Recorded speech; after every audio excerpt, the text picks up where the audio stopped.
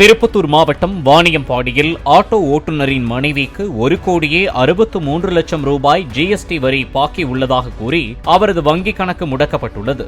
நேதாஜி நகரைச் சேர்ந்த சாயிதா மகளிர் உரிமைத் தொகையை பெறுவதற்காக இந்தியன் வங்கி கிளைக்கு சென்றபோது சென்னையில் அவரது பெயரில் இயங்கி வரும் நிறுவனம் வரி பாக்கி வைத்துள்ளதாக கூறி அதிகாரிகள் நோட்டீஸ் வழங்கியுள்ளனர். தனக்கு அவ்வாறு எந்த நிறுவனமும் இல்லை என அவர் கூறிய நிலையில் காவல் கண்காணிப்பாளரிடம் புகார் அளிக்க அதிகாரிகள் அறிவுறுத்தி அனுப்பி வைத்தனர்.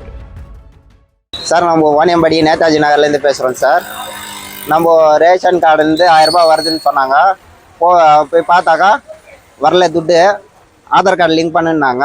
லிங்க் பண்ணி போயிட்டோம்னால அவங்க மேடம் ஒரு பேங்க் புக்கில் எழுதி கொடுத்தாங்க. எழுதி கொடுத்துட்டோம்னால சாரு போய் பாருன்னாங்க. சாரு போய் பார்த்தாக்கா ஃபோனில் ஃபோட்டோ பிடிச்சி 1,63,00,000 ரூபாய் கட்டுன்றாங்க.